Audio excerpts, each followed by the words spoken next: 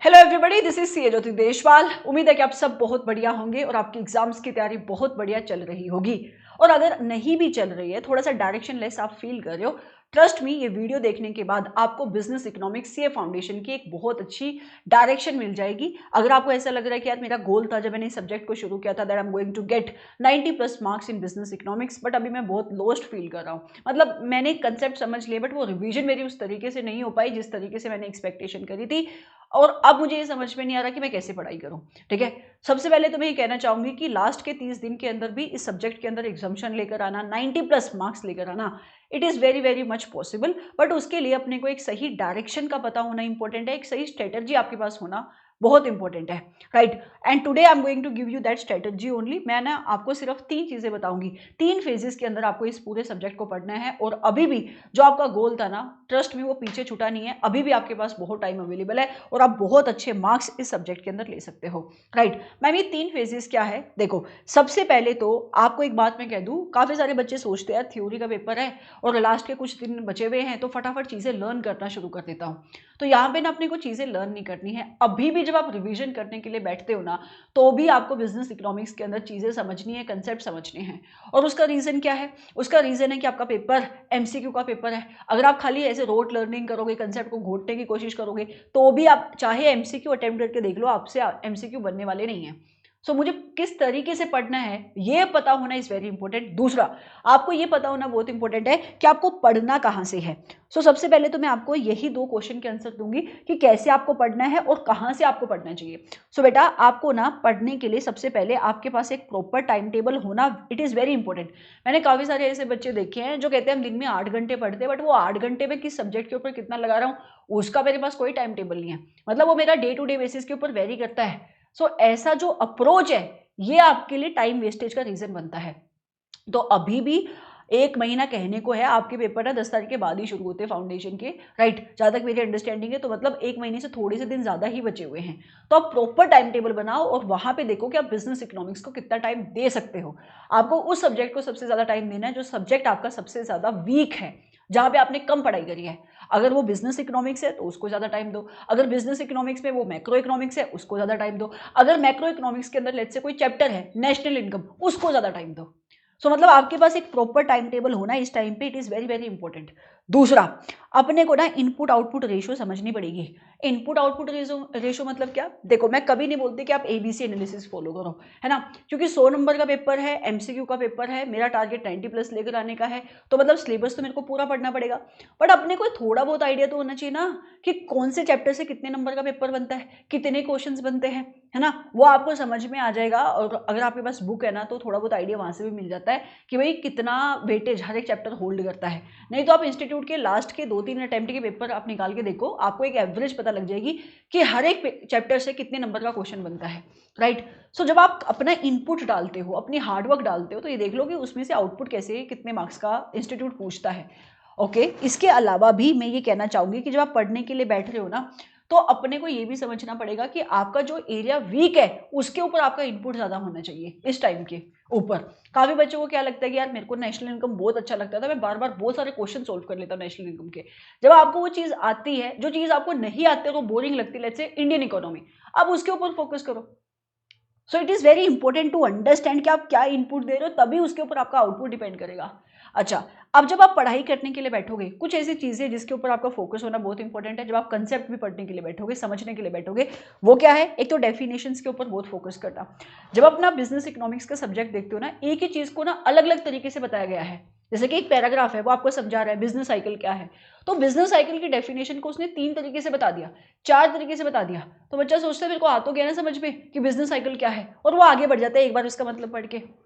But institute आपसे MCQ पूछता है और वो दूसरे तरीके से उस क्वेश्चन को पूछता है, और आप क्वेश्चन का आंसर गलत देकर आते हो। आप डेफिनेशन के ऊपर बहुत ध्यान से फोकस करो। अच्छा, कुछ ऐसे चैप्टर है जहाँ पे फॉर्मूलाज है, जैसे कि मनी मार्केट हो गया, नेशनल इनकम हो गया, है ना।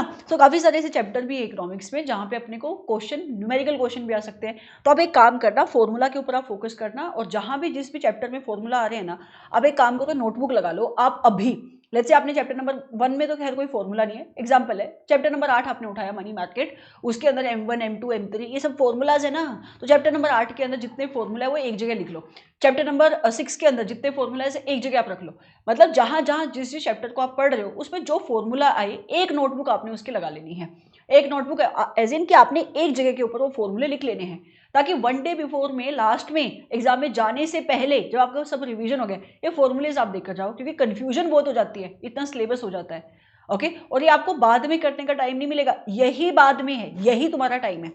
अच्छा, इसके अलावा अजम्पशंस होती हैं इकोनॉमिक्स के अंदर, बहुत सारी जो ऑथर्स अब जब अपना कंसेप्ट बताते हैं तो अजम्पशंस के बेसिस पे बताते हैं, उन अजम्पशंस के ऊपर अपने को फोकस करना है। माइक्रो इकोनॉमिक्स के अंदर काफ़ी सारे ग्राफ्स है, डायग्राम्स है, उनकी इंटरप्रिटेशन के ऊपर आप फोकस करो। कोई आपसे एक डायग्राम बनाने को नहीं पूछता क्योंकि अपना एमसीक्यू का पेपर है, बट कोई क्वेश्चन एमसीक्यू में डेफिनेटली उस ग्राफ की, उस जो आपकी डायग्राम है उसकी इंटरप्रिटेशन के ऊपर आ सकता है। अगर आपको ऐसे लगता है कि यार इंस्टीट्यूट ने जो बुक के अंदर इंटरप्रिटेशन दी है ना वो मेरे को मुश्किल लगती है, आप अपनी वर्डिंग के अंदर वो इंटरप्रिटेशन लिख लो, क्योंकि इवेंचुअली फिर से बोलना चाहूंगी एमसीक्यू का पेपर है, ऑप्शन का आंसर अपने को देना है। ठीक है, इसके अलावा एक और बहुत इंपॉर्टेंट चीज अपने को ध्यान में रखनी है, और ये भी कोशिश करो आप नोटबुक के अंदर लिखो जहाँ पे आप फॉर्मूले लिख रहे हो कि अच्छा कौन से इकोनॉमिस्ट ने क्या थ्योरी दी थी, कौन से इकोनॉमिस्ट ने क्या बात बोली थी। इकोनॉमिस्ट के नाम के ऊपर क्वेश्चन आ जाता है, डेट्स के ऊपर क्वेश्चन आ जाता है ना, कोई स्पेशल इवेंट हुआ था किसी ईयर में, कोई बुक लिखी गई थी उसके ऊपर क्वेश्चन आ जाता है। तो ऐसी ऐसी छोटी छोटी चीजें ना आप भूल जाते हो, ईयर आप भूल जाते हो, तो जहाँ जहाँ पे क्वेश्चंस बने हुए हैं ना, जब आप एमसीक्यू सोल्व करोगे आपको समझ पे आ जाएगा, वो आप एक जगह के ऊपर लिख कर रखो। तो जब आप कंसेप्ट पढ़ रहे हो तो ऐसे रोट लर्निंग नहीं करनी कि मैंने पढ़ लिया और खत्म हो गया, आपको इस तरीके से पढ़ना है कि जब आप दोबारा से 1 डे बिफोर में पढ़ने के लिए बैठ रहे हो या एग्जाम से 4-5 दिन पहले आप लास्ट रिविजन करने के लिए बैठ रहे हो, तो आप दोबारा से पूरा मॉड्यूल खोल के नहीं बैठ रहे हो। ओके, अच्छा दूसरा, मैम मुझे पढ़ना कहाँ से है, वेयर, देखो एक ही भक्त है आपका, मतलब आपको एक ही चीज का भक्त होना चाहिए, वो है आईसीआई स्टडी मटेरियल। एक एक लाइन आपको बतानी चाहिए कि भाई, क्योंकि एमसीक्यू का पेपर है, कि आईसीआई की मैट में क्या लिखा हुआ है। अगर आप कह रहे हो आईसीआई का मैट अच्छा नहीं, जो है ही नहीं अच्छा इकोनॉमिक्स का, तो आपके पास कोई सिमिलर बुक है या कोई और आपने अपने नोट्स बनाए हुए जो कंप्लीट है इन एनी वे जो आईसीआई के मॉड्यूल के अंदर लिखा हुआ है, तो आप उसको यूज करो। मतलब कोई भी ऐसी चीज जो बहुत ही शॉर्टकट में है या जो कोई बहुत शॉर्ट नोट्स है उसको आप यूज ना करें। उसका रीजन है बिकॉज ये ना अपना पेपर एमसीक्यू का है, तो किसी भी लाइन के ऊपर क्वेश्चन फ्रेम हो सकता है। ओके मैम, मान लेते हैं कि मेरा फेज 1 कंप्लीट हो गया, मैंने अच्छे से कंसेप्ट कर लिया, फेज 2 मेरा क्या होना चाहिए। फेज 2 जिसको काफी सारे बच्चे इग्नोर करते हैं वो है एमसीक्यू की प्रैक्टिस का। ठीक है, इसको ना बच्चे इग्नोर पता क्यों करते हैं, क्योंकि उनका सिलेबस ही नहीं खत्म हो पाता, फिर वो सोचते हैं कि यार मैंने कंसेप्ट तो पढ़ लिए, अब एमसीक्यू आएगा मैं देख लूंगा, बट ऐसा नहीं है। ओके, तो फिर मैं एमसीक्यू कैसे प्रैक्टिस करूं। देखो आपको ना एक टारगेट सेट कर लेना है कि हर रोज मुझे 60 से लेकर 70 एमसीक्यू प्रैक्टिस करनी है, बट मैं 60 से लेकर 70 एमसीक्यू कैसे अटेम्प्ट कर पाऊंगा। देखो अब मेरी बात सुनो ध्यान से, आज जब आप अपना शेड्यूल बनाओगे तो शेड्यूल में टारगेट क्या रखोगे तुम हर रोज एक दिन का, कितने चैप्टर पढ़ने का, एक चैप्टर। अगर वो चैप्टर छोटा है तो एक दिन में एक चैप्टर रखना स्टुपिडिटी है, तो बड़ा चैप्टर है और एक दिन में आप एक चैप्टर कर रहे हो तो समझ में आता है, लेकिन अगर छोटा चैप्टर है तो एक दिन के अंदर आप एक चैप्टर 2 चैप्टर इतना तो टारगेट सेट करके चलोगे ना, तो एक चैप्टर के अंदर कम से कम 30-35 एमसीक्यू तो बनते ही हैं। तो मतलब अपना टारगेट क्या होना चाहिए कि जैसे मैंने चैप्टर खत्म किया उससे रिलेटेड अपने को एमसीक्यू सॉल्व करने हैं। तो इस वजह से मैंने क्या बोला, ऑन एन एवरेज आपको हर रोज 60 to 70 एमसीक्यू सोल्व करने ही चाहिए, और आप चैप्टर से जुड़े हुए एमसीक्यू सोल्व करो। आप चाहो तो पहले पूरा सिलेबस कर सकते हो, फिर आप एमसीक्यू प्रैक्टिस कर सकते हो, बट मैं आपको बोलूँ फेज 1 और फेज 2 का आपको साथ में लेके चलना चाहिए। अच्छा मैम, ये जो एमसीक्यू का सोर्स है वो क्या होगा। देखो काफी सारे आप में से ऐसे बच्चे हैं जो सिर्फ आईसीआई मॉड्यूल के एमसीक्यू सोल्व करते हैं, I don't know why, right. उनको ना past year examination, MTP, RTP इनसे कोई लेना देना नहीं है। तो मैं आपको बोलूँ कम से कम पिछले 5 अटेम्प्ट के MTP, RTP, past year exam के क्वेश्चन और आईसीआई मॉड्यूल के क्वेश्चन, ये बेयर मिनिमम है जो आपको सोल्व करना है। मतलब इतना तो अपने को सोल्व करके ही जाना है। अगर आपके पास ऑब्वियसली अगर क्लासेस का जो मैंने अपनी क्लास के अंदर क्वेश्चन बैंक दिया था वो आपके पास अवेलेबल है, तो उसके अंदर तो ऑलरेडी 5 से भी ज़्यादा पिछले अटेम्प्ट के क्वेश्चन है, तो आपको अलग से कुछ करने की ज़रूरत नहीं है। मैं उन बच्चों की बात कर रही हूँ जिन्होंने कहीं से क्लास नहीं ली और उनके पास कोई क्वेश्चन बैंक नहीं है, तो आप ना गूगल के ऊपर जाके डाउनलोड कर लो पिछले 5 अटेम्प्ट के MTP, RTP, past year examination और आईसीआई के मॉड्यूल के क्वेश्चन आपको सोल्व करके जाने हैं। ठीक है, ये भी बहुत इंपॉर्टेंट है समझना कि जब आप प्रैक्टिस करते हो एमसीक्यू तो आपको एमसीक्यू प्रैक्टिस कैसे करने हैं। 3 चीजें अपने को ध्यान में रखनी है। सबसे पहले क्या कि जब भी आप एमसीक्यू प्रैक्टिस करोगे, अगर कोई भी एमसीक्यू अनयूजुअल एमसीक्यू है उसको मार्क कर लेना है।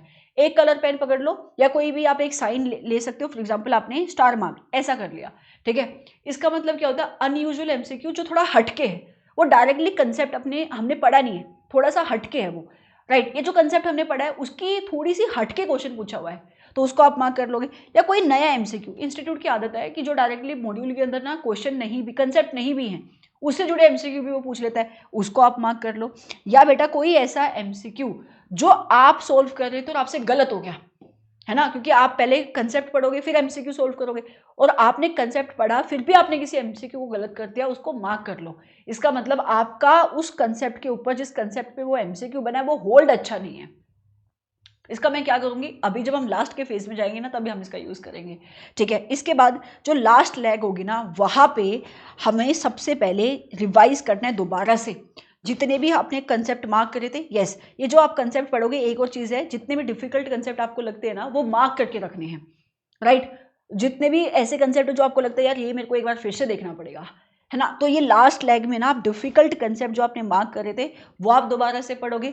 जितने भी आपके मार्क्ड एमसीक्यू है, मतलब जो आपने एमसीक्यू मार्क करके रखे ऊपर, वो सारे एमसीक्यू आप दोबारा से देखोगे, राइट। एंड ये लास्ट लेग के अंदर आपको ना पूरा सिलेबस के एटलीस्ट 2 एमटीपी तो सोल्व करके जानी चाहिए। मतलब एग्जाम में बैठने से पहले एमसीक्यू की प्रैक्टिस 2 एमटीपी की होनी चाहिए। चाहो तो ये हमारा जो खुद का रियल टेस्ट सीरीज है उसके अंदर आप एनरोल कर सकते हो, क्योंकि उसमें फायदा क्या है, वो चेक होकर आपको मिलता है, राइट। नहीं तो इंस्टीट्यूट का भी एमटीपी आता है एग्जाम से पहले, वो आप चेक करो, उसको आप एनरोल करो। एंड बेटा 50-50 सिलेबस, जैसे कि माइक्रो कंप्लीट हुआ ना, तो माइक्रो कंप्लीट होकर माइक्रो के 50% सिलेबस का टेस्ट दे दो, ठीक है। मैक्रो कंप्लीट हुआ तो 50% सिलेबस का टेस्ट दो, फिर आप 100% के 2 टेस्ट दो। इस तरीके से अगर तुम एग्जाम के लिए पढ़ाई करते हो ना, तब आपको नहीं कोई भी टच कर सकता है, अभी भी आपके पास टाइम है, ठीक है। मैं कोई ये चैप्टर ये नहीं बता रही कि ये इंपॉर्टेंट है, इसमें इतना कर लो, उसमें उतना कर लो, कोई नहीं बता सकता कितना इंपॉर्टेंट है।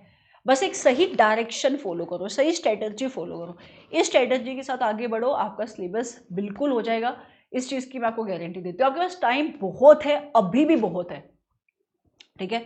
So thank you so much. अगर आपके कोई और डाउट है, कोई क्वेश्चन है, आपको लगता है कि यार मैं इस सब्जेक्ट में इस पॉइंट के ऊपर उलझ रहा हूँ, राइट, तो आप वो भी कमेंट सेक्शन के अंदर लिख सकते हो। और एक और बात कहना चाहूँगी, आज बहुत ही हम एक चीज़ लॉन्च करने वाले हैं जो आपको थोड़ी देर में पता भी लग जाएगी, राइट। मैराथन हम लेकर आएंगे, तो बाद में इतना सब कुछ करने के बाद आप पूरे बिजनेस इकोनॉमिक्स को, मतलब मैक्रो इकोनॉमिक्स को आई वुड से, मेरे साथ आप रिवाइज कर पाओगे। इंपॉर्टेंट एमसीक्यूज को आप मेरे साथ कर पाओगे, बट उसके लिए आपको एक बार इस स्ट्रेटजी को फॉलो करके अपने सब्जेक्ट को पढ़ना है, ठीक है। Thank you so much, have a great day और नाइट, जब भी जिस भी टाइम आप इस वीडियो को देखो, and all the very very best.